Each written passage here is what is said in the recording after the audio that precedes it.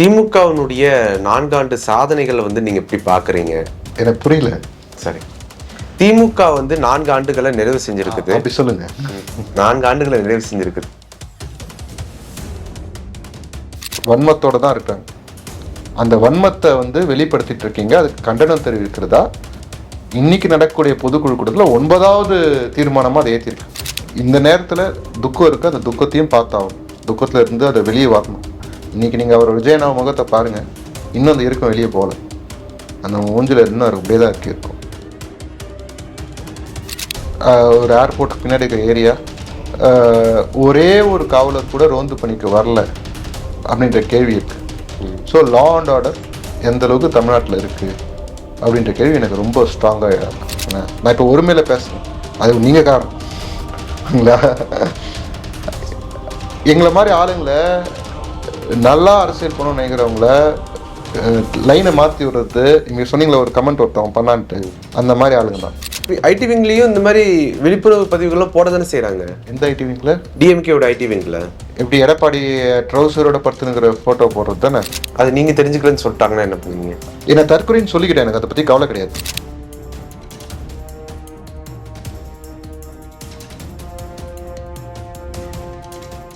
ஜாம்பவா TV நேயர்களுக்கு வணக்கம். இன்று நம்மோடு நேர்காணல் பேசுவதற்காக தமிழ்நாடு இளைஞர் கட்சியினுடைய மாநில செயலாளர் மற்றும் தமிழக வெற்றி கழகத்தினுடைய ஆதரவாளர் திருமிகு லோகேஷ் அவர்கள் நம்மோடு இருந்திருக்கிறார். வாருங்கள், அவரோடு பேசலாம். சார் வணக்கம். வணக்கம்.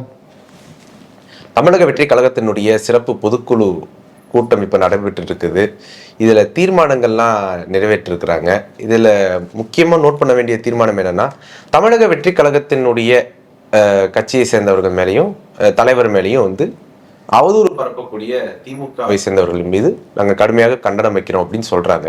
என்ன அவதூறு வச்சுட்டாங்க உங்க மேல? ஒருத்தரை அவர் வேலையை விட்டுட்டு மக்களுக்கு நல்லது செய்யணும்னு அரசியலுக்கு வீட்டுக்குள்ளேயே இருக்கிறாரு. பிரச்சாரத்துக்குலாம் எப்போ வருவாருன்னு கேட்டவர் பிரச்சாரத்துக்குன்னு கிளம்பி அங்கே நாங்கள் கேட்ட இடங்கள்லாம் பர்மிஷன் கொடுக்காம ஒரு முட்டுச்சந்தில் பர்மிஷன் கொடுத்து அங்கே ஒரு அசம்பாவம் நடந்து அதுலேருந்து மீண்டு வர முடியாமல் துக்கத்தில் இருக்க ஒருத்தரை கொலைகாரன் அப்படின்ட்டு போகிற இடத்துலலாம் உங்கள் தொங்கு சதைகள்லாம் பேசுவீங்க. அது பேர் என்ன? அது பேர் தான் அவதூறு. மாற்றத்துக்காக இளைஞர்கள் அரசியலில் இருக்கணும்னு நினைக்கிறவங்க காலங்காலமாக வெறும் வயசானவங்களுக்கு மட்டும் தான் அரசியல்ன்ற மாதிரி ஒரு ஸ்டேஜுக்கு மாறி போச்சு. 60களில் இவங்க மொழிப்போர் நடத்தும் போது எவ்வளோ இளைஞர்கள் கூட இருந்தாங்க திமுக கூட. இன்னைக்கு திமுக கூட எவ்வளோ இளைஞர்கள் இருக்காங்க அப்படின்னு இருக்கு. ஸ்டாலின் அவர் 50 வயசில் கூட இளைஞரணி தலைவராக இருந்தார். இப்போ அதே மாதிரி அவர் பையனை 50 வயசில், நான் 50 கிட்ட வந்துட்டுருக்கோம், அவருக்கும் வயசு, இளைஞரணி தலைவராக இருப்பார். இருக்க தப்பு சொல்ல. ஆனால் இளைஞர்களை எவ்வளோ அரசியல் படுத்தினாங்கன்னு இருக்கு இத்தனை வருஷத்தில். அப்படியாப்பட்ட இளைஞர்கள் உங்கள் மேலே அதிருப்தியில் வேற ஒரு தலைவர் வரும்போது ஒரு டால் லீடரை பார்க்குறோம் அப்படின்ற ஒரு நினப்பில் அந்த டால் லீடர் கட்சியில் சேர்ந்து பயணிக்கிறாங்க. அவங்கள தற்குறின்றது, கெட்ட கெட்ட வார்த்தையில் வசப்படுறது, சும்மா போகிறவங்களை அம்புழுத்து விட்டு இவங்க லேசாக ட்ரிகர் பண்ணி விட்டுட்டு அதுக்கப்புறம் அவங்க தான் யார் கெட்ட வார்த்தையில் உங்களை விமர்சனம் பண்ணாங்க? நீங்க சொல்லும் போது யாராவது ஒருத்தர் பேரை சொன்னீங்களா? கிடையாதுல்ல. ஜென்ரலா தான் திமுகவோட தொங்கு சதைகள் அவங்க ட்ரிகர் பண்ணி விட்டுருது. ட்ரிகர் பண்ணி விட்டுட்டு இந்த பசங்க திருப்பி ரிப்ளை பண்ணும்போது அதை மட்டும் ஹைலைட் பண்ணி பாருங்க, இந்த பசங்க எப்படி பேசுறாங்க, தற்கொறிங்க அப்படின்ற மாதிரி காட்டுறது. இது எல்லாமே என்ன காட்டுது அப்படின்னா, தன்னை தாண்டி, அதாவது ஒரு குடும்பத்தை தாண்டி வேற யாரும் அரசியல் பண்ணக்கூடாதுன்றதுக்காக ஒரு பெரிய இயக்கம், திராவிட முன்னேற்ற கழகம் மாதிரி ஒரு பெரிய இயக்கம் இயங்குது. அந்த இயக்கத்துக்கு கூட இருக்க கூட்டணி கட்சிகள், அந்த இயக்கத்துக்கு சார்பாக இருக்கிற அணிகள், அந்த இயக்கத்துக்கு சார்பாக இருக்கிற மற்ற இயக்கங்கள், சிறு சிறு இயக்கங்கள், அந்த இயக்கத்துக்கு சார்பாக இருக்க பத்திரிகையாளர்கள், அந்த இயக்கத்துக்கு சார்பாக இருக்கிற அரசியல் விமர்சகர்கள், இப்படி பல்வேறுபட்டவர்கள் கரூர் சம்பவம் நடந்து கிட்டத்தட்ட 38 நாள் 40 நாள் ஆகுது. இப்போ வரைக்கும் வன்மத்தோட தான் இருக்காங்க. அந்த வன்மத்தை வெளிப்படுத்திட்டு இருக்கீங்க. அதுக்கு கண்டனம் தெரிவிக்கிறதா இன்னைக்கு நடக்கக்கூடிய பொதுக்குழு கூட்டத்தில் 9வது தீர்மானமாக அதை ஏற்றிருக்கு. அதை நீங்கள் ஆனால் முதல்ல கேட்குறீங்க. எங்களை ப்ரையாரிட்டைஸ் பண்ணிக்கிறது 9வது இடத்துல தான் வச்சுருக்கோம். ஓகேங்களா? ஃபஸ்ட் இடத்துல கிடையாது. ஃபஸ்ட் இடத்துல இறந்தவங்களுக்கான தீர்மானம். ஆனால் நீங்கள் எதை ப்ரையாரிட்டைஸ் பண்ணீங்க? இப்படி தான் கடந்த 40 நாளாக நடந்துட்டுருக்கு. தேர் ஷுட் பி எண்ட் இந்த விஷயங்களுக்கு, இந்த அரசியலுக்கு. இந்த நேரத்தில் அடுத்த 25 வருஷத்துக்கு தமிழ்நாடு எப்படி இருக்கணும் அப்படின்ற ஒரு தொலைநோக்கு பார்வையோட நகரத்துக்கான திட்டங்களை பேசலாம், அதை பற்றி விவாதிக்கலாம். ஓகேங்களா? கோயம்புத்தூரில் இந்த மாதிரி ஒரு இன்சிடென்ட் நடந்திருக்கு. அந்த இன்சிடென்ட்டில் மறுபடியும் விக்டிமைஸ் பண்ணிட்டு இருக்க வேலை ஒரு பக்கம் போயிட்டுருக்கு. இதெல்லாம் யார் பண்ணுறது? ஓகேங்களா? இல்லை, ஒரு ஒரு ஒரு ஒரு லெட் மீ கம்ப்ளீட். ஒரு சமுதாயம் ஒரு ஒரு வளர்ந்த சமுதாயமாக, ஒரு சிந்தனையில் சிறந்த சமுதாயமாக இருக்கணும் அப்படின்னா நல்ல விவாதங்களை முன்வைக்கணும். அதை விட்டு நீ தான் கொலைகாரன், நீ தான் தற்குறி அப்படின்ட்டு அதே லைன்லேயே கூட்டு போய் சுற்றி விட்டுனுங்கிறதே, இதுக்கு ரெஸ்பாண்ட் பண்ண வச்சுனுங்கிறதே வந்து என்ன மாதிரி அரசியல்? அதை தாண்டி வெளியே வந்து உனக்கு பெரியார் தெரியுமாடா, பெரியார் வந்து கடவுளை பற்றி எப்பப்போ என்னென்ன ஃபேஸில் என்னென்ன மாதிரி சொன்னார் உங்களுக்கு தெரியுமா அப்படின்ற மாதிரி ஒரு வாதம் எடுத்துன்னு வரலாம். அம்பேத்கர் உண்மையில என்ன சொன்னார், ஜாதியை பற்றி என்ன சொன்னார், அவர் எந்த மதத்துலேருந்து எந்த மதத்துக்கு போனார், இந்த மாதிரி விஷயத்துக்கு அந்த மதத்துக்கு போனதுக்கு என்ன காரணம் சொன்னார், அந்த மாதிரி ஒரு வாதத்தை கொண்டு வரலாம். ஒரு பேச்சுக்கு சொல்கிறேன். ஓகேங்களா? இதெல்லாம் வந்து அந்த மதத்துக்காகவோ இல்லை ஜாதிக்காகவோ இந்த கடவுள் பற்றிலாம் பேசுறதுக்காகனா அதை புரிதலுக்காக. நீங்கள் அதை மேலோட்டமாக இருந்து பேசுறது வேறு, அது விவாதிக்கும் போது தான் புரிதல் வரும். ஏன் இதெல்லாம் நடந்தது அப்படின்ட்டு. இது இன்னைக்கு மட்டும் நடக்கல, ரொம்ப வருஷமாக நடக்குது. சாவர்கர்னா யார் அப்படின்னு அவர் ஜெயிலில் போயிட்டு வந்ததுக்கப்புறம், அவர் ஃப்ரீடம் ஆனதுக்கப்புறம் என்ன மாதிரி ஒரு மூமெண்ட்டை கொண்டு வந்தார், அதை கொண்டு வந்ததுனால இங்கே என்னென்ன மாதிரி ஆபத்துகள் உருவாச்சு அப்படின்ற விஷயத்த பற்றி டிஸ்கஸ் பண்ணணும். அந்த மாதிரி ஒரு ஃபோரமாக கொண்டு போகணும். அப்போ தான் இளைஞர்கள் வந்து உண்மையிலே ஒரு அறிவார்ந்த சமுதாயமாக நம்ம முன்னேற முடியும். இன்னைக்கு விஜயன அரசியல்கள் வந்ததுக்கப்புறம் 90கள் அதாவது 80க்கு அப்புறம் பிறந்த எந்த குழந்தைகளும் மெஜாரிட்டி ஆஃப் பீப்புளை வந்து அரசியல் விடாத ஒரு சூழ்நிலை குடும்பங்கள். ஆனால் விஜயனா வந்ததுக்கப்புறம் கிட்டத்தட்ட 2-3 ஜென்ரேஷன் அரசியல்கள் வந்திருக்கு. இவங்க நியூஸ் மீடியா பார்க்குறாங்க, எல்லாத்தையும் பார்க்குறாங்க. இவங்களுக்கு நம்ம என்ன அரசியல் கற்றுக் கொடுக்குறோம்? விஜயனா வந்து எல்லாத்தையும் தம் பிடிச்சி சொல்லிட்டா இவங்க எல்லாத்தையுமே கேட்டுப்பாங்கன்றது மட்டும் கிடையாது. எல்லா சமுதாயம் என்ன பேசுன்றது தான் அறிவு, ஒரு மனுஷனோட அறிவு. இந்த சமுதாயம் என்ன பேசுது அப்படின்னு அதுலேருந்து மாற்றம் வேணும். சரி, இப்போ நீங்க ஒரு விஷயம் சொல்றீங்க, அதாவது அந்த கோயம்புத்தூர்ல வந்து நடந்த சம்பவத்தை வந்து அந்த பெண்ணை வந்து விக்டிமைஸ் பண்றாங்க அப்படின்னு சொல்றீங்க. பெரும்பாலும் யாருமே இப்படி, அதாவது பொது சமூகமா இருக்கிறவங்க அதை வந்து விக்டிமைஸ் பண்ற வேலையை பண்றாங்க. அப்படி பார்த்தா நீங்க பொது சமூகத்தை சேர்த்தானே சொல்லி ஆகணும். ஆமாங்க, அதுக்கு காரணம் யார்? அது திமுக மட்டும்தான் அப்படின்னு நீங்க சொல்றீங்கன்னா அது எப்படி எடுத்துக்கிறது? 75 வருஷ கட்சி இவங்க தானே இதை எல்லாத்தையுமே ஃபார்ம் பண்ணி இங்கே ஒரு அரசியல், இங்கே ஒரு அரசியல் இன்னைக்கு இருக்குன்னா இந்த அரசியலுக்கு யாருங்க காரணம்? இன்னைக்கு take what ever it maybe, கடந்த 75 வருஷமா யார் ரூல்ல இருக்கிறது? திராவிட கழகங்கள் தானே. இப்போ அவங்களுக்கு அந்த பங்கு இருக்குதா இல்லையா? நேற்று முளைச்ச தாவேக்காக்கு எவ்வளோ பங்கு இருக்குன்னு கேட்குறோம். ஓகேங்களா? 75 வருஷமா ஆலமரம் நாங்கள் விருதெல்லாம் போட்டு வச்சுக்கிறோம்னு சொல்ற திமுக வந்து கேட்க மாட்டேங்கிறோமே. நம்ம விவாதம் எப்படி இருக்கணும்? நான் சொன்ன ஒரு டைப்ல போகணும். இல்லை, நான் சொன்ன டைப்ல போகணும். அப்படி இல்லைன்னா வந்து இஸ்ரோவில் வந்து 2 நாள் முன்னாடி 40 கிலோக்கு ஒரு பாகுபலின்ற பேர்ல ஏதோ ஒன்று வானுக்கு அமிச்சாங்க இல்லையா? அதுக்கும் இங்க மலை அல்றவனுக்கும் இருக்கிற பிரச்சனைகளும் இந்த 2 வெவ்வேறு டாபிக்ஸ் தான். ஆனால் அதை பற்றியான ஒரு டிஸ்கஷன், அந்த மாதிரி ஒரு டாபிக்ஸ்குள்ளே போனால் கொஞ்சம் அரசியல் பற்றி உண்மையிலே உரையாடணும். ஆனால் முதலமைச்சரே வந்து பைசன் படம் பார்க்கறது, சரி பைசன் படம் கூட விடுங்க, அதில் ஏதோ ஒரு சோஷியல் மெசேஜ் இருக்குன்னு சொல்லுங்க. அவங்க கூட்டணி அப்படின்னு சொல்கிறாங்க. நான் இன்னும் படம் பார்க்கல, அதனால் நான் இதை கமெண்ட் பண்ண முடியாது. விசிகா தலைவரும் கம்யூனிஸ்ட் தலைவரும் போயிட்டு டியூட் படத்தை பார்க்குது. அது உண்மையிலே 2K பிள்ளைங்களுக்கு பிடிச்ச படமாக கூட இருந்துட்டு போட்டோம், தப்பு கிடையாது. இவங்களுக்கு அது வேலையா ரிவ்யூ கொடுக்குறது? நம்ம நீங்க ஒரு சொல்லக்கூடிய தலைவர்களே ஆனாலும் கூட அவங்களுக்குன்னு போய் பர்சனல் லைஃப் இருக்கட்டும், பர்சனலா பார்க்கட்டும், தப்பே கிடையாது. நானும் படத்துக்குலாம் போயிருந்தவன் தான். படத்துல நடிச்சிருக்காரு, அவரும் படத்துக்கு படம் பார்க்கட்டும்பா. படம் யாரும் பார்க்க வேணாம்னு சொல்ல, நானும் பார்த்துருக்கேன். இப்ப பெருசா பார்க்கறது இல்லை. முன்னெல்லாம் ஒரு காலத்துல நானும் வாரம் வெள்ளிக்கிழமையான படத்துக்கு போறவன் தான். ஓகேங்களா? அதுக்கப்புறம் இன்னைக்கு கொரோனா டைமுக்கு அப்புறம் OTT இந்த மாதிரி விஷயங்கள்லாம் நிறைய வந்துருச்சு. அதுவும் பிரைவேட் மேட்ரு. நீ அதை வந்து பிராண்டிங் பண்ணணும்னு அவசியம் கிடையாது. அதை அதில் என்ன சமூக கருத்து பெருசாக ஓங்கி உழைச்சிச்சுன்னு சொல்லிட்டு அதை நீ இந்த பாருன்னு சொல்கிறதுக்கு அதில் என்ன இருக்குது? நாட்டில் அவ்வளோ பிரச்சனை இருக்குது. நீங்கள் வந்து அது நடக்கிற நேரத்தில் என்னென்ன நடக்குது? உங்கள் விவசாயிங்க கஷ்டப்பட்டுனுக்குறாங்க. அந்த நேரம் அதை பற்றிலாம் இல்லை. நாங்கள் களத்தில் இருக்கிறோம், நீங்கள் எங்கே களத்தில் இருக்கிறீங்கன்னு கேள்வி கேட்குறது. ஆனால் சென்னையில் மட்டும் ஃபோட்டோ ஷூட் பண்ணிட்டு டெல்டா பகுதியெல்லாம் விட்டுறது. இந்த வேலையெல்லாம் நடக்குதுல்ல, அதை பற்றியும் விவாதிக்கணும்ல. நீங்கள் ஒருத்தரை கார்னர் பண்ணுறீங்க, ஒரு கூட்டத்தை கார்னர் பண்ணுறீங்க. அந்த கூட்டம் இப்போதான் அரசியலுக்கு சில பேர் அதில் அரசியல் இருந்தாங்க ஆல்ரெடி, இருந்தாலும் மெஜாரிட்டி ஆஃப் பீப்புள் வந்து அரசியலுக்குள்ள புதுசாக வராங்க. அவங்களுக்கு நீங்கள் என்ன கற்று தரீங்கன்னு இருக்கு. இதுதான் கத்துற அரசியலான்னு கேட்குது. இப்போ இந்த சிறப்பு பொதுக்குழுனுடைய நோக்கம் என்னவாக இருக்குது? ஏன்னா தேர்தலுக்கு இன்னும் ரொம்ப குறுகிய காலகட்டம் தான் இருக்குது, ரொம்ப பெரிய காலம்னு இல்லை. ஏன்னா ஏற்கனவே இருந்த பிரச்சாரங்கள் எல்லாத்தையுமே ரத்து செஞ்சாச்சு. ஒரு 40 நாளுக்கு மேலே ஆயிடுச்சு. கரூர் சம்பவம் நடந்து ஒரு 40 நாளுக்கு மேலேயும் ஆயிடுச்சு. அப்படிங்கிறப்போ தமிழக வெற்றி கழகத்தினுடைய செயல்பாடுகள் வந்து தொய்வில் போய்கிட்டு இருக்குதோ அப்படிங்கிற ஒரு பார்வையை வச்சிருக்கிறாங்க. ரொம்ப ஃபேமஸ் எனக்கு, ஆனால் ரொம்ப ஓல்டாகவும் ஆயிடுச்சு. இருந்தாலும் சொல்கிறேன், one day is too large in பாலிடிக்ஸ்ன்னு சொல்லுவாங்க. அது கரூர் சம்பவமாக இருக்கட்டும், நாளை பின்ன பாசிட்டிவாக நடக்கக்கூடிய வேறு எந்த விஷயமா வேணா இருக்கட்டும், நீங்கள் சொன்ன மாதிரி ஒரு பிரேக் இருக்குது, அதில் மாற்ற கருத்து கிடையாது. இப்போது அது நீங்கள் வந்து உங்கள் வீட்டில் டெத்து இருந்திருக்குல்ல, பார்த்துருக்கீங்களா? உங்கள் ஃபேமிலியிலேருந்து எவ்வளோ நாள் ஆகும் வெளியே வரத்துக்கு? மேக்ஸிமம் ஒரு 1 month or 2 months. ஆனாலும் ஒரு 10 days நீங்கள் வேலை வெட்டிக்கு போயிடுவீங்க. எஸ். ஏன்னா அது பொழப்பு. ஆனால் மனசுல துக்கம். அது அந்த வருஷம் திதி கொடுக்குற வரைக்கும் மேபி அது திதியோ வாட்டவர் ஒவ்வொரு வீட்டில் ஒரு பழக்கம் இருக்கும்.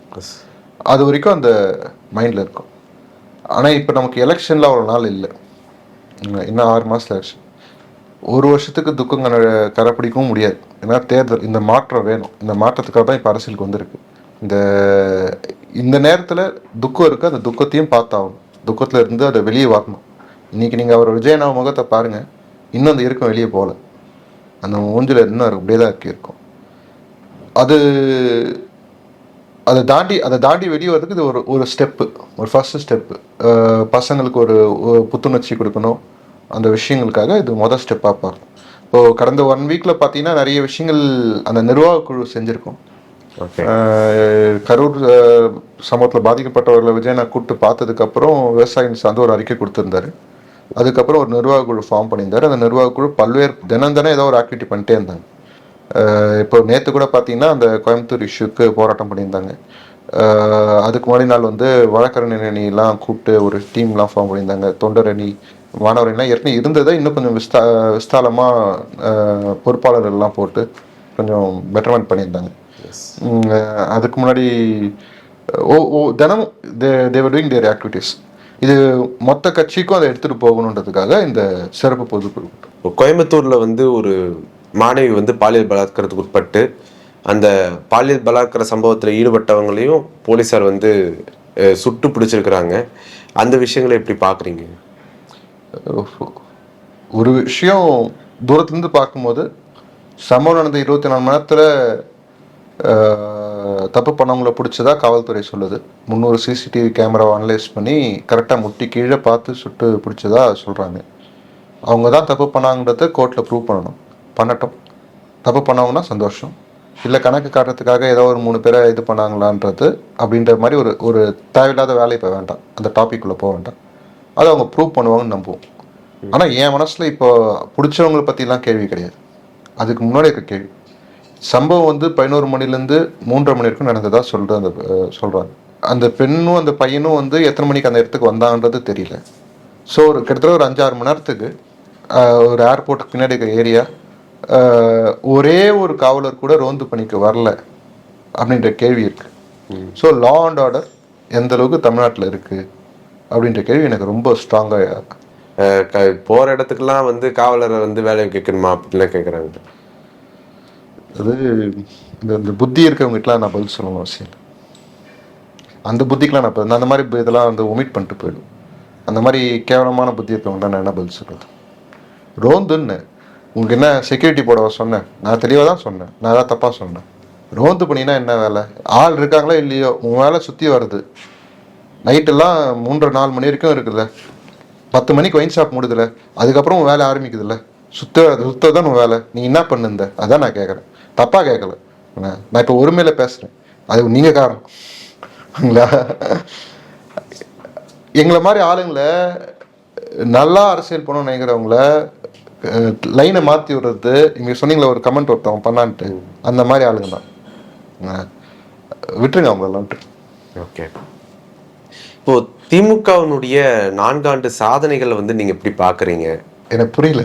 சரி, திமுக வந்து 4 ஆண்டுகளை நிறைவு செஞ்சிருக்குது. அப்படி சொல்லுங்க. 4 ஆண்டுகளை நிறைவு செஞ்சிருக்குது. அவங்க வந்து 4 ஆண்டுகள் வந்து சாதனைகள் பண்ணியிருக்கதா சொல்றாங்க. அதை எப்படி பாக்குறீங்க? சாதனைன்றது அவங்கள பொறுத்த வரைக்கும் இருக்கலாம். மக்களுக்கு இன்னைக்கும் வேதனைகள் இருக்க தான் செய்யுது. ஓகேங்களா, நான் எந்த ஆங்கிளில் சொல்கிறேன்னு நான் சொல்கிறேன். இப்போ வந்து ஒரு திட்டம் உருவாக்குறாங்க. ஓகேங்களா, அந்த திட்டத்துக்கு முதலோட படம் போட்டு பெருசாக பிராண்டிங் பண்ணுறாங்க. லட்சக்கணக்கில் கோடிக்கணக்கில் செலவு பண்ணுறாங்க. ஆனால் திட்டம் கடைகோடியில் இருக்க ஒருத்தனுக்கு போய் சேருதா அப்படின்ற கேள்வி. நீங்கள் சொன்னீங்களா 4 வருஷம்ன்ட்டு, நான் 4.25 சொல்கிறேன். 4.25 4.5 வச்சிடலாம்.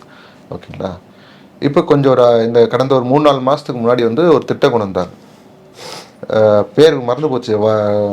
ஒவ்வொரு மண்டலத்துக்கும் ஒரு கேம்பெயின் இறக்குறாங்க. கடைசியாக தலை குனியாதுன்னாங்க, தலை குனிஞ்சுன்னு இருக்குது. அதுக்கு முன்னாடி உங்களுடன் ஸ்டாலினா என்னமோ கொண்டு வந்தாங்க. அது உங்களை தேடி வந்து இந்த இதெல்லாம் என்னது இ-சேவை மையத்தில் செய்கிற வேலைலாம் நீங்கள் செய்யலான்னு சொல்லி ஒரு திட்டம் கொண்டு வந்தாங்க. அந்த திட்டத்தில் என்னென்ன நடந்தது, பட்டா இல்லாதவங்களாம் பட்டா அப்ளை பண்ணலாம் எல்லாம் சொன்னாங்கல்ல. எல்லாத்துக்கும் லஞ்சம் கேட்டாங்க. யுனானிமஸ்லி லஞ்சம் கேட்டாங்க. அதுதானே காலங்காலம் நடந்துனுக்குது. நீ அதுக்கு தனியாக ஒரு ஆஃபீஸ், ஒரு மண்டபத்தை வாடகைக்கு எடுத்து கவர்மெண்ட்டு காசு செலவு பண்ணி அதுக்கெலாம் தனி ஸ்பெஷல் ஃபண்ட்லாம் கிடையாது. இவங்ககிட்ட இருக்க ஃபண்டை வச்சு தான் போட்டு அதை நடத்தணும். அங்கே தான் சிக்கல். நீங்கள் வந்து பேனருக்கு ஒரு மூஞ்சி போட்டு பேனருக்கு செலவு பண்ணாங்களே, அந்த காசில் கொஞ்சம் குத்துந்தா இன்னும் பெட்டர்மெண்ட்டாக பண்ணியிருப்பாங்க. இவங்களுக்கு சாப்பிட்ற சாப்பாடு செலவு வந்து எல்லா செலவும் வந்து அந்த ஆஃபீஸில் இருக்கவங்களே சேர்ந்து அந்த ஆஃபீஸ்க்குன்னு அந்த டிபார்ட்மெண்ட்டுக்குன்னு சில பட்ஜெட் இருக்கும்ல, அதுலேருந்து எடுத்து போட்டு பண்ணிடுங்க. தனியாக பட்ஜெட்லாம் ஒதுக்கல. இவங்களோட பிரச்சாரம், எலெக்ஷன் பிரச்சாரத்தை கவர்மெண்ட்டோட செலவில் விளம்பரம் பண்ணிட்டு கவர்மெண்ட்டை வந்து வேலை வாங்குறது, அதையும் ப்ராப்பராக வேலை வாங்குறது இல்லை. திட்டம் உங்கள் பேர் போட்டு தான் திட்டம் வருது, அந்த திட்டம் ப்ராப்பராக எல்லாருக்கும் போய் சேர்ந்துச்சான்னு பார்க்க வேண்டியது வேலையாக இருக்குது. ஸோ இந்த மெக்கானிசம் இல்லை அவங்ககிட்ட. கடைகோடியில் இருக்கிற மக்களுக்கு போயிட்டு அவங்க கொண்டு வந்த திட்டம் போய் சேருதான்றது மெக்கானிசம் இல்லை. நான் கொஞ்சம் ஒரு 1 இயரில் ஒரு 6 months பிஃபோரோ ஒரு 7 months பிஃபோரோ நினைக்கிறேன், ஒரு நல்ல திட்டம், அதுக்கான ரிசல்ட் வந்ததா எல்லாரும் பாராட்டினாங்க. திட்டம் பேர் நான் முதல்வன்னா, இத்தனை பேர் வந்து IAS IPS ஆயிட்டாங்களா சம்திங் ஏதோ சொன்னாங்க. அதுதானே அது? ஓகே, பாருங்க ஞாபகமே இல்லை அது. அந்தளவு தான் இருக்கு. இந்த திட்டத்தோட பேர் என் மைண்டில் உட்காந்துருக்கு, ஆனால் அந்த திட்டம் என்ன செஞ்சதுன்றது என் மைண்டில் உட்காரல. அது நீங்கள் தெரிஞ்சுக்கலன்னு சொல்லிட்டாங்கன்னா என்ன பண்ணுவீங்க? என்ன தற்கொலைன்னு சொல்லிக்கிட்டேன், எனக்கு அதை பற்றி கவலை கிடையாது. எனக்கு திட்டம் பேர் ஞாபகம் இருக்குது, ஆனால் திட்டம் என்ன செஞ்சதுன்ற பேர் ஞாபகம் இல்லை. அப்போ அது யார் காரணம்? விளம்பரம் பண்ணது சரியில்லை. உங்கள் பேரை நீங்கள் விளம்பரம் பண்ணீங்க, உங்கள் அடையாளத்தை நீங்கள் விளம்பரம் பண்ணீங்க, அந்த திட்டம் உண்மையிலே எதுக்குன்றதுக்கான விளம்பரம் வந்து இல்லை. அந்த திட்டத்துக்கு ஆக்சுவலான பயனாளர் யாரோ அவங்கக்கிட்ட அந்த ட்ரைனிங் கொண்டு போய் சேர்த்துருக்கணும். ஸ்கூல் படிக்கிற பசங்க, காலேஜ் படிக்கிற பசங்க, கவர்மெண்ட் ஸ்கூல், கவர்மெண்ட் காலேஜ், நீங்கள் ப்ரைவேட்டில் இருக்கவங்கள விட்டுருங்க, வேணும்னா அவங்க தனியாக வந்து சேர்ந்துக்கிட்டோம்.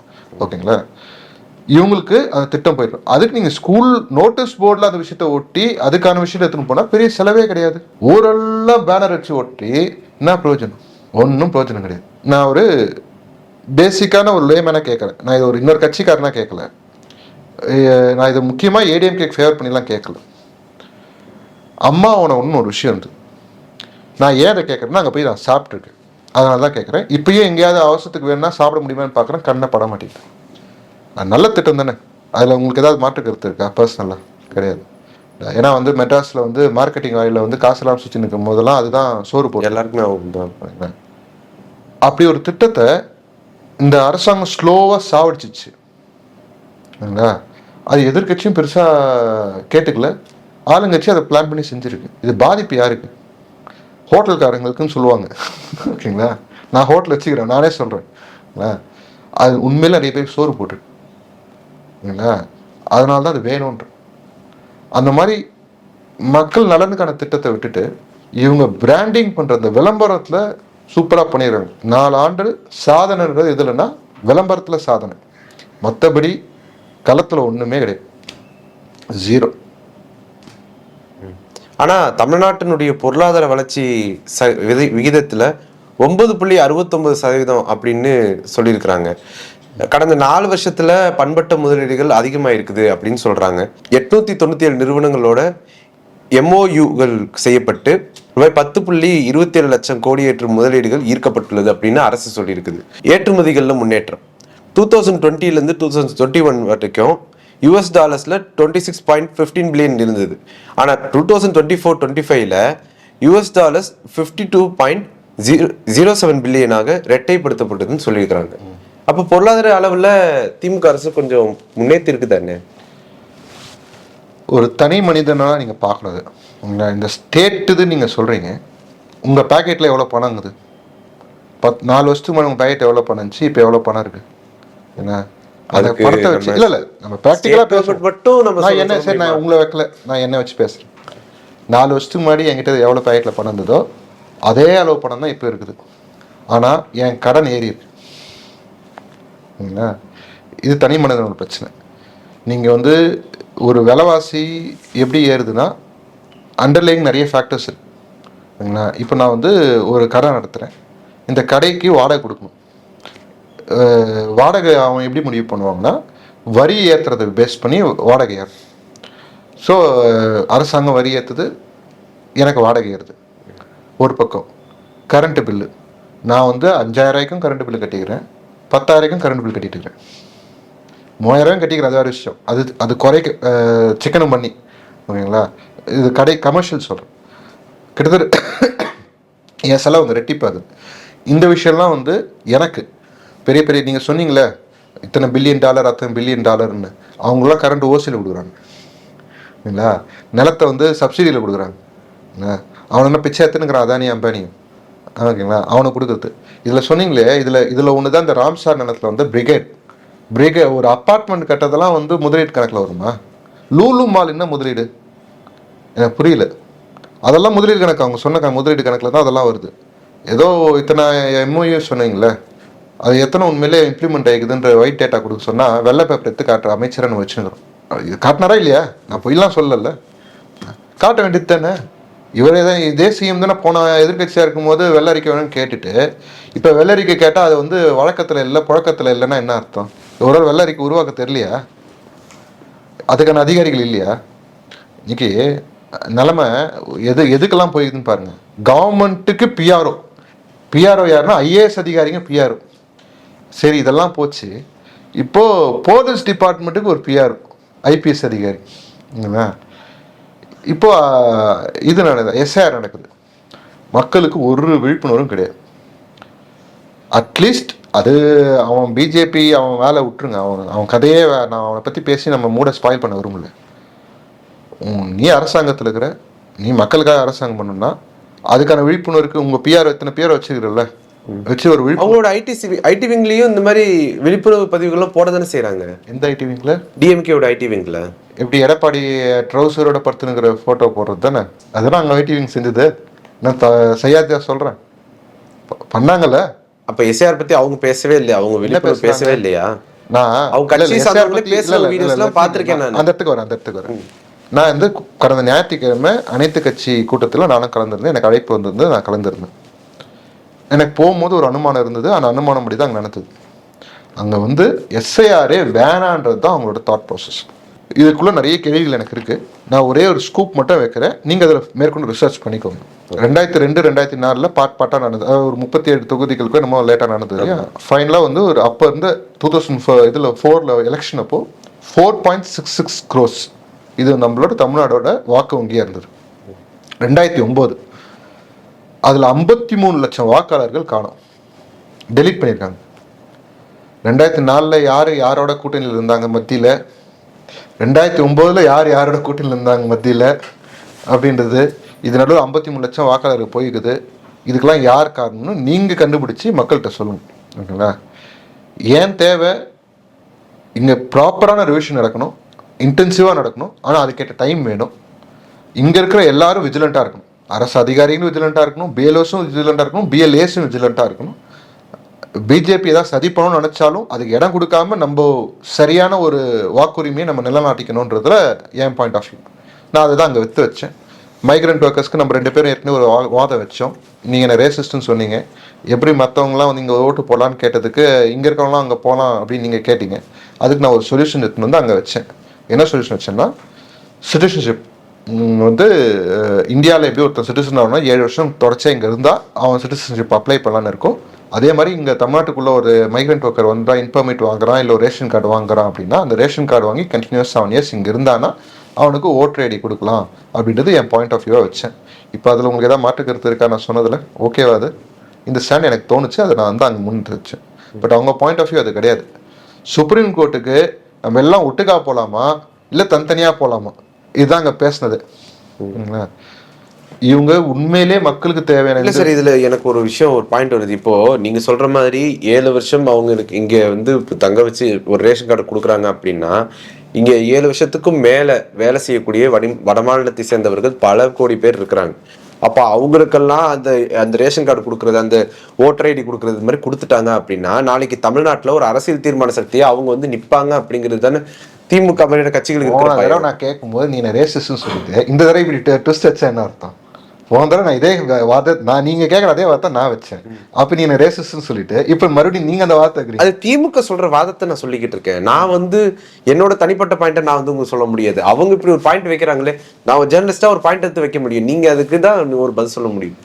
சரி, as long as someone, ஓகேங்களா, நீங்க இங்க இருக்கிற ஒருத்தருக்கு வந்து 7 வருஷம் நான் ஏன் டைம் சொன்னேன்னா, அது வந்து அரசாங்கத்தோட சிட்டிசன்ஷிப் இதில் இருக்கிறனால. பட் பர்சனலாக எனக்கு வந்து ஐடியா என்னென்னா, எப்படி அந்த அதே சிட்டிசன்ஷிப்பில் உங்கள் பையன் இங்கே பிறந்தானா அவனுக்கு குடியுரிமை இருக்குது. அதே மாதிரி இங்கே உன் பையன் பிறந்து அவன் ஓட்டு போடும் போது உன் குடும்பத்துக்கு மட்டும் ஓட்டு தரலான்னு சொல்லலாம். ஆனால் அது ரொம்ப டூ மச்சாக இருக்குன்றதுனால சரி அரசாங்கம் சொன்ன 7 வருஷன்றது மைண்ட் செட்டுக்கு நான் நகர்னேன். அதுக்குள்ளே இங்கே ஒரு 3 எலெக்ஷன் முடிஞ்சிருக்கும்.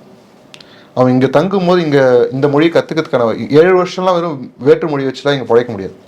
ஓகே, நான் 1 வருஷம் தாக்கு பிடிக்கலாம். 1 வருஷத்துக்கு மேலாம் வேற்று மொழி வச்சு தாக்கு பிடிக்க முடியாது. இப்போ என் கடையில் இருக்கவங்கக்கிட்ட நான் அவங்ககிட்டயுமே நான் 3 வருஷமாக வந்து ஹிந்திக்காரங்க தான் இருக்குது. ஹிந்திக்காரங்க நிறைய பேர் வந்துட்டு போகிறானுங்க. அவனுக்கு ஹிந்தி மட்டும் தான் பேசுவானுங்க, நான் தமிழ் மட்டும் தான் பேசுவேன். ஏன்னா ஹிந்தி கற்றுக்கவும் விரும்புது. ஓகேங்களா, தேவைப்பட்டால் பேசலாமா, நான் அந்த மாநிலத்துக்கு போகும்போது கற்றுக்கணுன்னா அந்த மாதிரி ஒரு நிலைமை வரும்போது கற்றுக்கலாம். நான் இங்கேருந்து அதை நான் செய்யலை. நாளை பின்னா நான் எங்கேயாவது டெல்லிக்கு போகிறேன்னா அப்போது நான் கற்றுக்கிட்டு பேசுறது கூட தயாராக இருக்கேன்.